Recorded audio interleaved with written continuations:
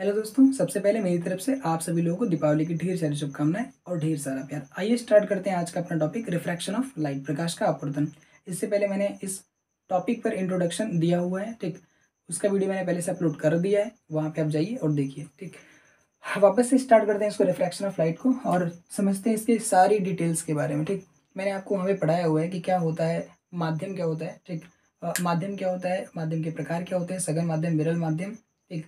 प्रकाश के अपवर्तन के दो डेफिनेशन वहाँ पे दिए थे मैंने आपको, ठीक। तो उन सब चीज़ों को मैंने पहले से ही बता दिया। जब प्रकाश की किरण कैसे ऑब्लिकली किसी सरफेस पर पड़ती है, यानी तिर्यक किसी सरफेस पर पड़ती है, तो क्या होता है वहाँ पे, ठीक, ये भी मैंने आपको बताया हुआ है। और जब प्रकाश की किरण कैसे किसी सतह के लंबवत अगर पड़ता है, किसी सतह के लंबवत पड़ता है, तो प्रकाश की किरण के साथ क्या होता है, मतलब जो वो एक प्रकाश की किरण कहाँ से आ रही है, एक माध्यम से दूसरे माध्यम में जा रही होती है, उस टाइम पे। देखिए, आज का अपना टॉपिक है रिफ्लेक्शन ऑफ लाइट, और उसके डिटेल्स के बारे में जानेंगे हम लोग, और ये क्या रहेगा अपने बोर्ड में इंपॉर्टेंट रहेगा, ठीक है। तो आइए देखते हैं इस वाले माध्यम को हम क्या बोलेंगे। अभी के लिए कैचेस ये सब मैंने आपको पहले से बताया हुआ है। ये वाला अपने पास माध्यम नंबर 1, और ये अपने पास माध्यम नंबर 2, ठीक है। माध्यम 1, माध्यम 2। कुछ देर के लिए इस वाले माध्यम को मान लेते हैं कैचेस कि ये वाला माध्यम कैसा माध्यम है, विरल माध्यम, ठीक, विरल माध्यम। और ये वाला माध्यम कैसा है, सघन माध्यम, ठीक, सघन माध्यम।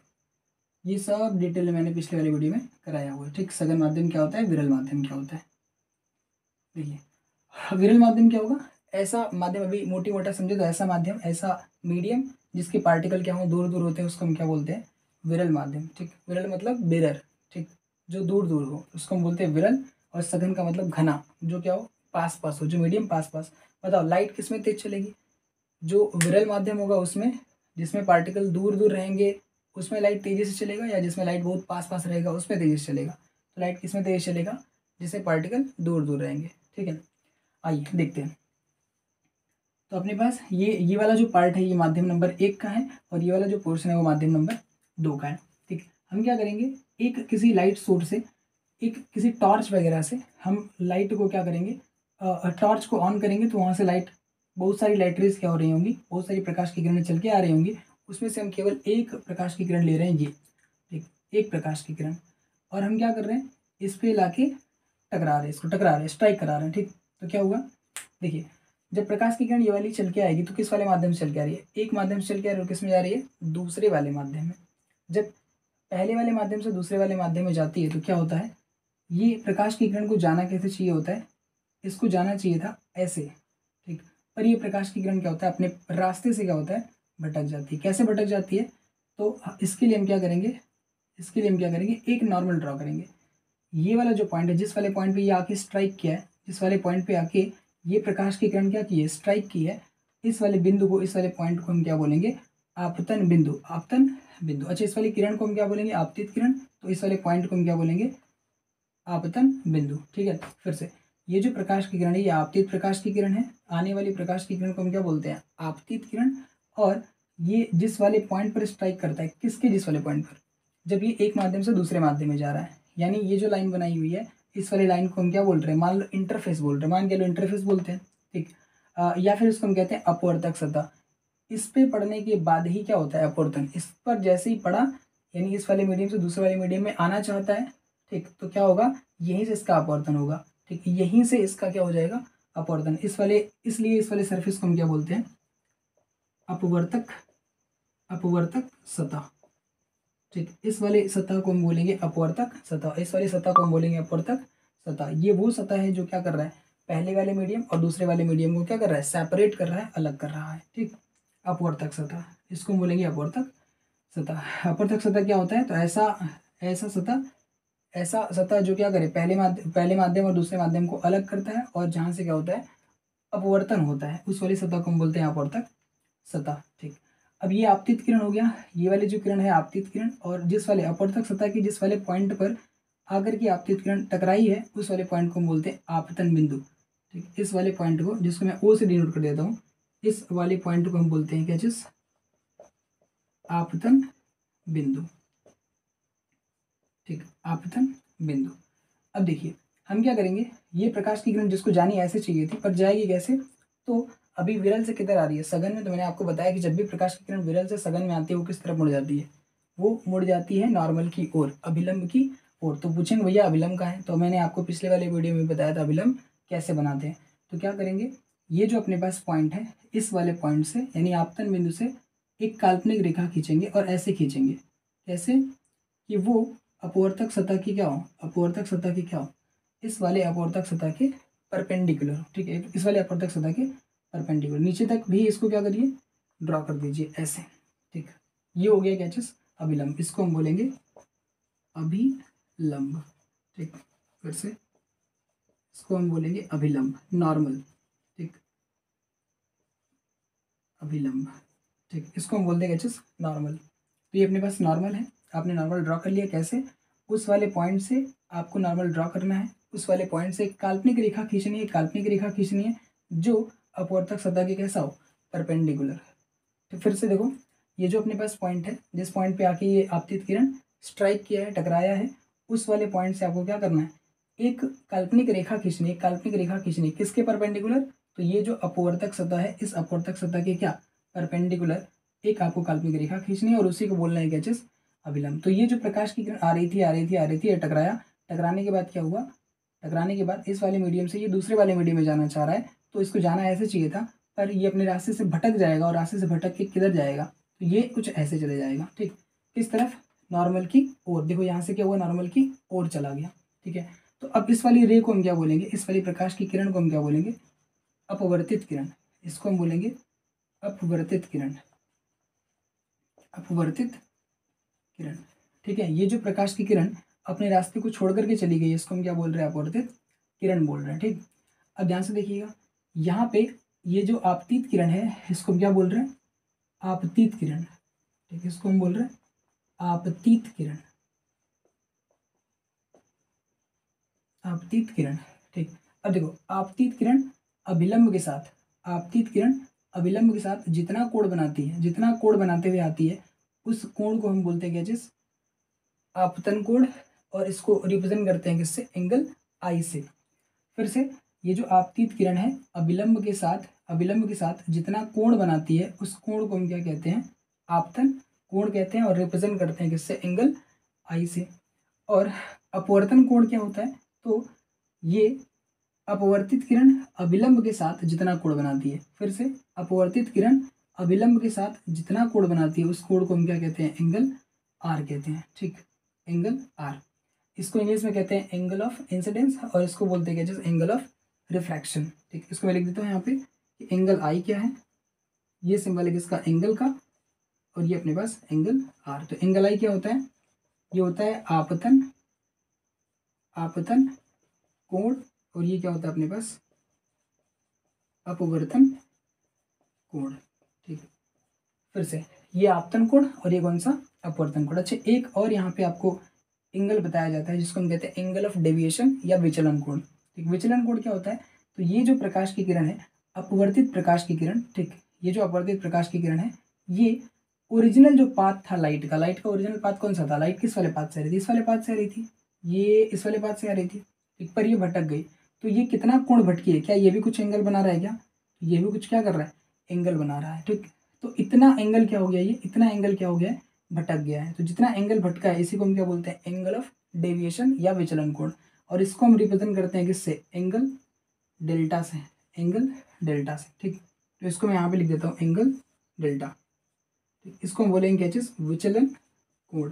यानी प्रकाश की किरण अपने रास्ते से कितना भटक गई है, रास्ता इसका ये था, पर ये इस तरफ चली गई है, इस तरफ, तो ये क्या हो जाएगा, विचलन कोण। ठीक, अब ये गलती हो सकती है आपसे, क्या चीज, कि आप कभी कभी एंगल ये वाला ले लेंगे ना, ये इसका जो एंगल है, एंगल ऑफ डेविएशन, आप नॉर्मल से नहीं देखते हैं, अभिलंब से नहीं देखते, किससे देखते हैं, जो आपकी प्रकाश की किरण थी, कौन सी वाली, अपवर्तित प्रकाश की किरण थी, और ये जो प्रकाश की किरण थी, आपतित प्रकाश की किरण, जिस रास्ते से ये आ रहा था, उस रास्ते से कितना भटक गया है। ठीक, जितना कोण भटकेगा उसको हम बोलेंगे क्या चीज, विचलन कोण। तो ये ध्यान दीजिएगा। ठीक है, चलिए बढ़ते हैं आप किस पे, आइए देखते हैं कि जब प्रकाश की किरण सघन माध्यम से विरल माध्यम में जाती है तो वो किस तरफ मुड़ती है।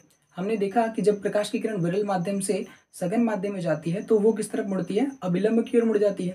ठीक, अब सघन से अगर विरल में जाए तो क्या होगा, तो जब प्रकाश की किरण सघन माध्यम से विरल माध्यम में जाती है तो वो किस तरफ भाग जाती है, वो अभिलंब से दूर हट जाती है, अभिलंब से दूर हट जाती है। तो कैसे हटती है, वहाँ पे एंगल आई क्या होगा, वहाँ पे एंगल आर क्या होगा, वहाँ पे डेल्टा की वैल्यू कैसे आएगी, यानी विचलन कोण का मान कैसे आएगा, ठीक देखते हैं। तो देखिए अपने पास ये अपने पास एंगल आई, तो एंगल आई तो वैसे ही फिक्स रहेगा, जैसा पहले था वैसे ही अब भी है। एंगल आर में क्या चेंजेस आया देखना ध्यान से। तो ये प्रकाश की किरण आ रही थी आ रही थी आ रही थी आ रही थी, ये जैसे ही दूसरे वाले मीडियम में एंटर किया वैसे ही क्या हो गया, अपने ये पाथ से भटक गई।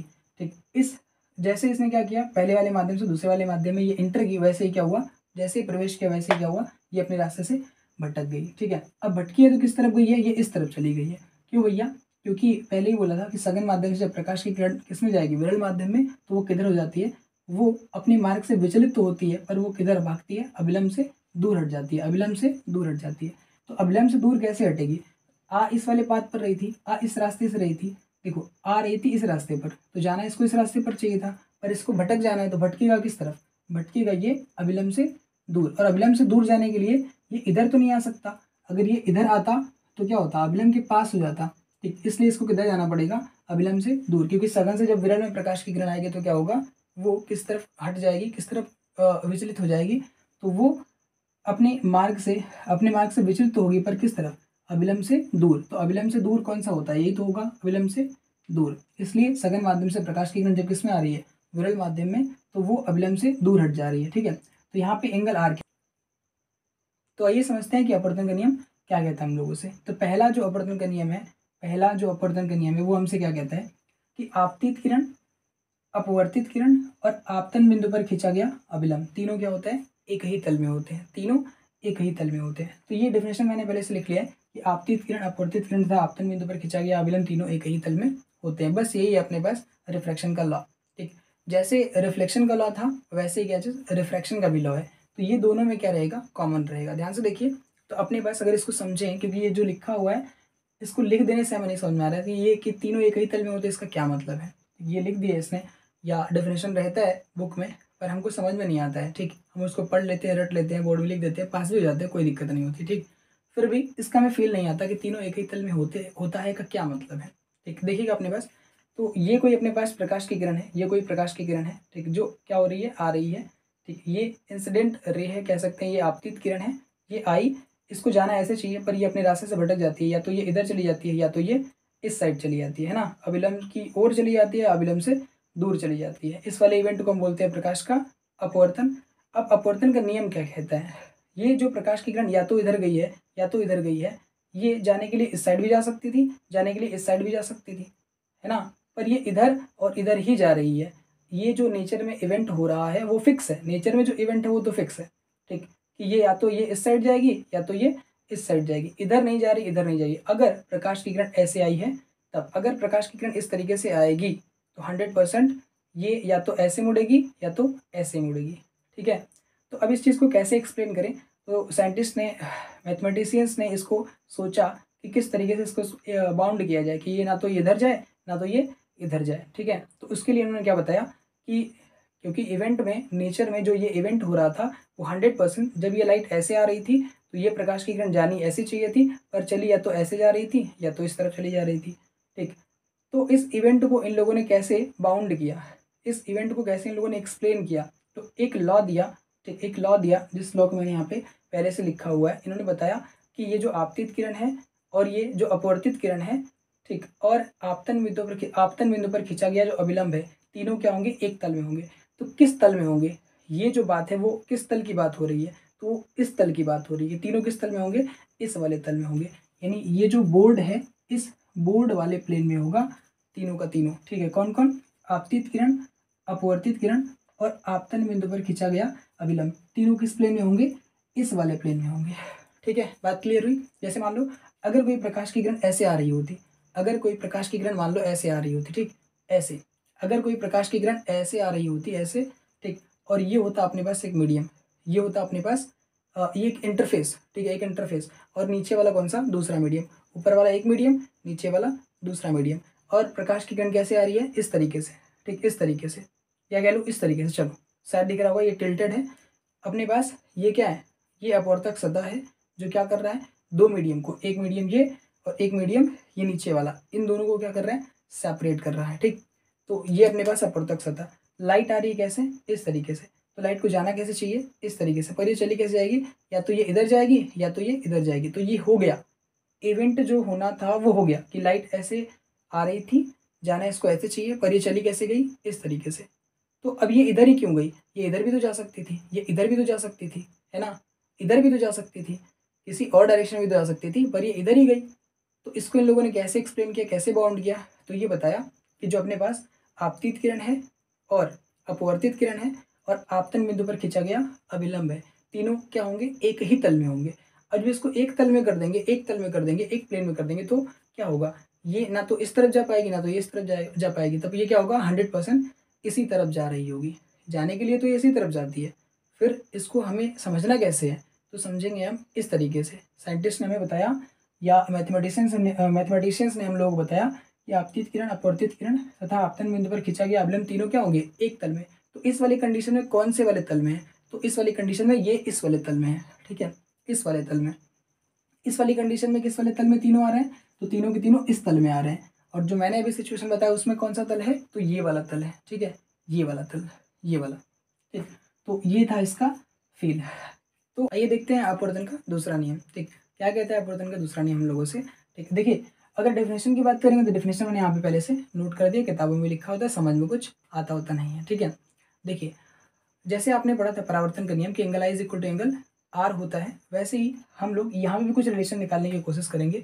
हम लोग का मतलब हम नहीं निकालेंगे भाई, निकाल के उन्होंने हम लोग को दिया है कि उन्होंने साइंटिस्ट ने, मैथमेटिशियंस ने हम लोग की ये वैल्यू निकाल करके पहले से दिया हुआ, हमें बस पढ़ लेना है। किस साइंटिस्ट ने निकाला था, उनका नाम है स्नेल्स, ठीक।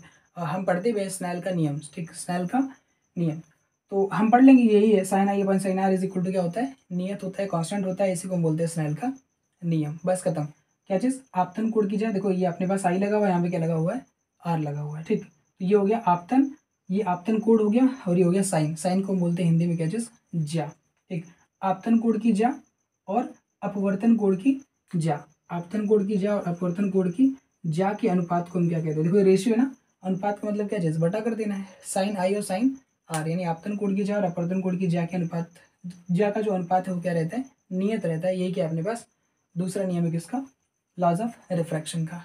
पर इतने में हम इसको ख़त्म नहीं कर देंगे कि यहीं पे मामला ख़त्म कर देते हैं, हम इसको चेक करेंगे भाई, ठीक, किस तरीके से ये पूरा स्टेटमेंट कहने का मतलब क्या है। तो डेफिनेशन में सारी बात मैंने लिख दी है पहले से, ठीक, कि ये क्या कहना चाहते हैं। देखिए उसको मैं एक्सप्लेन भी करता हूँ कि दो निश्चित माध्यम तथा एक ही रंग के प्रकाश के लिए आपतन कोण की ज्या तथा अपवर्तन कोण की ज्या का अनुपात क्या रहता है, नियत रहता है। क्या आपको डेफिनेशन पढ़ने से कुछ समझ आया, शायद नहीं आया होगा, ठीक है। देखिए मैं समझाता हूँ वापस से, इसको ऐसे भी समझाता हूँ, फिर बाद में इसको तोड़ करके भी समझाऊंगा, इसीलिए मैंने 3 फिगर बनाया हुआ है, ठीक। बुक में देखिएगा आपको केवल एक ही फिगर दिखेगा और ख़त्म कर देगा। देखिए किन्हीं दो निश्चित माध्यम के लिए, ये बोल रहा है किन्हीं दो निश्चित माध्यम तथा एक ही रंग के प्रकाश के लिए आपतन कोण की ज्या तथा अपवर्तन कोण की ज्या का अनुपात क्या रहता है, नियत रहता है। समझ आया, एकदम नहीं, ठीक। देखिएगा निश्चित माध्यम का मतलब होता है आपने जो माध्यम लिया है वो माध्यम 1 और माध्यम 2, मान लो मैंने यहाँ पे माध्यम 1 और माध्यम कौन सा लिखा है, 2 ले रखा है, ठीक, माध्यम 1 और माध्यम 2। तो निश्चित बोल दिया इसने, क्या चीज़, किन्हीं दो निश्चित माध्यम, निश्चित का मतलब ये माध्यम और ये माध्यम फिक्स रहना चाहिए, अलग नहीं करना है। आपने एक बार अगर माध्यम सेलेक्ट कर लिया, माध्यम 1 और माध्यम 2, तो उसको चेंज नहीं करना है, वो निश्चित रहना चाहिए, सर्टेन, ठीक। अब देखिए यहाँ पे फिक्स रहना चाहिए और अपने पास एक ही रंग के प्रकाश के लिए, अब जो प्रकाश की किरण आप पास करा रहे होंगे, ठीक, वो कैसा होना चाहिए, सेम रहना चाहिए। जैसे देखिए आपने माध्यम लिया 1, माध्यम लिया 2, जैसे आपने एयर ले लिया और क्या ले लिया, वाटर, आपने ले लिया एयर और आपने ले लिया वाटर, यानी हवा और पानी। तो आप क्या करेंगे, हवा और पानी को लेकर के आप चेंज नहीं करेंगे, ठीक, हवा पानी ले लिया, फिक्स कर दो। इसीलिए देखो मैंने यहाँ पे पूरा एकदम लाइन ड्रॉ कर दिया है, ये भी हवा है, ये भी पानी, ये भी हवा, ये पानी, ये हवा और ये पानी, सब ऊपर हवा है, नीचे क्या चीज़ है, पानी है। अब आगे बोला गया कि एक ही रंग के प्रकाश के लिए, मतलब ये जो प्रकाश की किरणें हैं ये जो प्रकाश की किरणें हैं ये कैसी हैं, ये जो प्रकाश की किरणें एक ही रंग की हैं, ठीक है। आपको पता है प्रकाश की किरण जो होती है उसमें कितने रंग होते हैं, तो उसमें होते हैं 7 रंग, है ना। उसमें होते हैं कितने, 7 कलर्स, होने के लिए इन्फिनाइट कलर्स होते हैं, ठीक। पर जो दिखता है हम लोगों को कलर वो कितना होता है, 7 कलर होता है। अब बाद में पढ़ेंगे इसको, ठीक। अभी क्या चीज़, 7 कलर होते हैं, उसमें से कोई सा भी कलर हो सकता है। तो इन्होंने बोला है क्या चीज़, एक ही रंग का होना चाहिए, ये और ये क्या होना चाहिए, सेम होना चाहिए।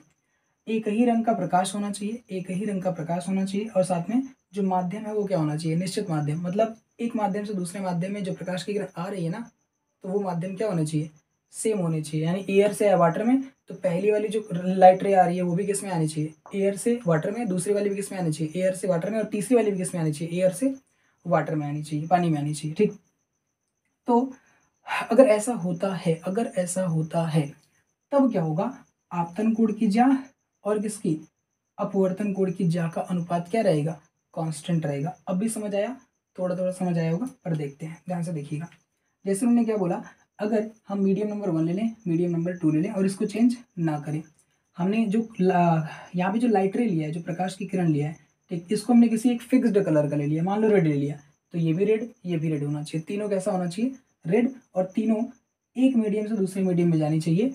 और जिस मीडियम से जा रही है ना, ये जो पेयर है वो चेंज नहीं होना चाहिए। हवा से पानी में आ रहा है तो पहला वाला भी हवा से पानी में आना चाहिए, दूसरा वाला भी हवा से पानी में आना चाहिए, और तीसरा वाला भी किस में आना चाहिए, हवा से पानी में आना चाहिए। ठीक, तो आप एक गजब की चीज़ देखेंगे, क्या चीज़, कि आप इसका क्या निकालें, इसका साइन I1 निकालें और डिवाइड बाई क्या निकालें, साइन R2, साइन I1 और इसका साइन R2, इसको क्या करिए, डिवाइड कर दीजिए। यानी ये आपतन कोण की क्या हो गई, ज्या, और ये क्या हो गया, अपवर्तन कोण की ज्या। इसका आप अनुपात निकालेंगे, और मान लीजिए इसका अनुपात निकालने के बाद, अरे भैया कोई वैल्यू होगी ना, साइन 30, साइन यहाँ पे क्या है 60, साइन 30 डिवाइड बाई साइन 60 की वैल्यू रखेंगे तो कुछ वैल्यू आएगी ना। हमने मान लिया ऐसे ही रैंडमली, ये कितना आया, 2। तो हम अगले अगले वाले को चेक करते हैं, ये कौन कर रहा है, स्नेल सर कर रहे हैं, अपने रूल में, अपने नियम में, ठीक, अपने एक्सपेरिमेंट में। ठीक, क्या चीज़, कि साइन I2 की वैल्यू इन्होंने निकाला इस कंडीशन में। देखो एंगल यहाँ पे क्या है, डिफरेंट डिफरेंट एंगल इन्होंने क्या रखा है, डिफरेंट डिफरेंट एंगल आई क्या है, डिफरेंट डिफरेंट, यानी आपतन कोण का जो वैल्यू है वो अलग अलग है, अपवर्तन कोण का मान भी क्या है, अलग अलग है। ठीक है, ये भी अलग अलग है। पर जब हम इसका अनुपात निकालते हैं, आपतन कोण की ज्या तथा अपवर्तन कोण की ज्या का जब हम अनुपात निकालते हैं, तो मान लेते हैं कितना, पहले किसमें आया 2, फिर जब हमने क्या निकाला, दूसरे में निकाला यही वाली value, sign I2 divide by क्या चीज़, साइन R3, तो सॉरी R2, तो यहाँ पे इन्होंने क्या पाया, मस्त रिजल्ट, जो यहाँ आया था वही इनको यहाँ भी दिखा, सेम 2, तो यहाँ पे कितना मिला, 2। ऐसे में बोल रहा हूँ। ठीक, ये यहाँ अगर यहाँ 2 आया तो यहाँ पे कितना मिला, 2। अगर ये सारी चीज़ें सेम रखते हैं तब क्या चीज़, माध्यम सेम, पहला माध्यम दूसरा माध्यम सेम, कलर भी कैसा होना चाहिए, सेम। तो आप एंगल बदलते जाओ, कोई दिक्कत नहीं, यहाँ का एंगल, यहाँ का एंगल, यहाँ का एंगल चेंज कर दो, क्या नहीं चेंज होगा, sine I divide by sine R, sine I divide by sine R का रेशियो क्या रहेगा, फिक्स्ड रहेगा। Sign I3 divide by sign R3, इसका रेशियो क्या रहेगा, फिक्स्ड रहेगा। तो यहाँ भी क्या आएगा, यहाँ भी 2 आया, यहाँ भी 2 आया, और यहाँ भी 2 ही आया। इसका मतलब क्या है, sine I divide by sine R2, sine I divide by sine R का जो रेशियो क्या रहेगा, फिक्स्ड रहेगा। कब तक फिक्स रहेगा, जब तक आप मीडियम चेंज नहीं करेंगे, और ये जो लाइट का कलर है वो लाइट का कलर क्या रहेगा, सेम रहेगा। यानी क्या रहना चाहिए, कलर ऑफ लाइट, यानी जो प्रकाश है वो प्रकाश कैसी रहनी चाहिए, तो एक ही रंग का प्रकाश होना चाहिए और 2 निश्चित माध्यम रहने चाहिए। तब क्या होगा, आपतन कोण की ज्या तथा अपवर्तन कोण की ज्या का अनुपात क्या रहेगा, नियत रहेगा। अब इसको अगर एक साथ लिखेंगे तो sine I divide by sine R is equal to क्या चीज़, नियत कांस्टेंट। तो तब कांस्टेंट रहेगा, हमेशा ही कांस्टेंट नहीं रहता है। ये जो रूल आप लिखते हैं, समझते हैं, पढ़ते हैं, क्या चीज़, कि sine I divide by sine R हमेशा कांस्टेंट रहेगा, तो ये हमेशा कांस्टेंट नहीं रहता है। कब तक कांस्टेंट रहेगा, जब तक आप जो पेयर है मीडियम का उसको नहीं चेंज करेंगे, जब तक आप इस कलर का, दोनों केस, मीडियम भी नहीं चेंज होना चाहिए, और ये जो अपने पास लाइट का कलर है वो भी कैसा रहना चाहिए, सेम रहना चाहिए। तो आप अगर एंगल बदलेंगे, यानी एंगल I अगर आपने चेंज करा, तो भी sine I divide by sine R का रेशियो क्या रहेगा, फिक्स्ड रहेगा। ये कहता है क्या चीज़, अपवर्तन का नियम। ये एग्जैक्ट रूल है किसका, अपवर्तन के नियम का।